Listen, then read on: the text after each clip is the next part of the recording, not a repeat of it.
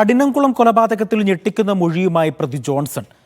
ലൈംഗിക ബന്ധത്തിൽ ഏർപ്പെടുത്തുന്നതിനിടെയെന്ന് ആതിരയെ കൊലപ്പെടുത്തിയതെന്നാണ് മൊഴി. കൊലപാതകത്തിന് ശേഷം ആതിരയുടെ ഭർത്താവിന്റെ ഷർട്ട് ധരിച്ചാണ് പുറത്തേക്ക് പോയത്.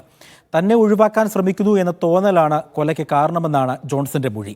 കോട്ടയം മെഡിക്കൽ കോളേജിൽ ചികിത്സയിൽ തുടരുകയാണ് പ്രതി. പോലീസിന് നൽകിയ പ്രാഥമിക മൊഴിയിലാണ് കൃത്യമായ ആസൂത്രണത്തോടെ നടത്തിയ കൊലപാതകത്തിന്റെ ചുരുളഴിയുന്നത്. കൃത്യം നടന്ന ചൊവ്വാഴ്ച രാവിലെ 6:30 ലോഡ്ജിൽ നിന്നിറങ്ങിയ പ്രതി ആതിരയുടെ വീടിന് സമീപത്തായി ചുറ്റിക്കറങ്ങി. ആതിരയുടെ കുട്ടി സ്കൂളിൽ പോയി എന്ന് ഉറപ്പാക്കിയ ശേഷം വീട്ടിലേക്ക്.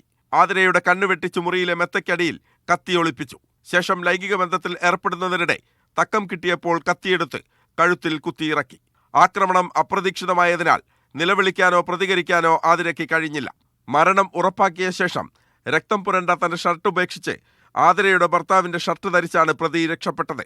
പോലീസിന്റെ നേരത്തെയുള്ള വിലയിരുത്തൽ പോലെ സ്കൂട്ടറിൽ റെയിൽവേ സ്റ്റേഷനിലെത്തിയ പ്രതി ട്രെയിനിൽ കയറി നാട് വിട്ടു. 2 ദിവസം പലയിടങ്ങളിലായി കറങ്ങി. തന്നെ തിരിച്ചറിഞ്ഞു എന്ന് മനസ്സിലാക്കിയ പ്രതി വസ്ത്രങ്ങളെടുത്ത് രക്ഷപ്പെടാനുള്ള ശ്രമത്തിനിടെയാണ് ഇന്നലെ പിടിയിലായത്. ആതിര തന്നെ ഒഴിവാക്കാൻ ശ്രമിക്കുന്നുവെന്ന് തോന്നിയതിനാൽ വകവരുത്തിയെന്നായിരുന്നു പ്രതിയുടെ കുറ്റസമ്മതം. നിലവിൽ ആശുപത്രിയിൽ കഴിയുന്ന ജോൺസൺ ഡോക്ടർമാരുടെ നിരീക്ഷണത്തിലാണ്. ഉള്ളിൽ ചെന്ന വിഷപദാർത്ഥങ്ങൾ കരളിന്റെ പ്രവർത്തനത്തെ ബാധിക്കാൻ സാധ്യതയുണ്ട്. ഡിസ്ചാർജായ ശേഷം മാത്രമേ അറസ്റ്റ് രേഖപ്പെടുത്തൂവെന്ന് അന്വേഷണ സംഘം വ്യക്തമാക്കി. മീഡിയ 1 തിരുവനന്തപുരം.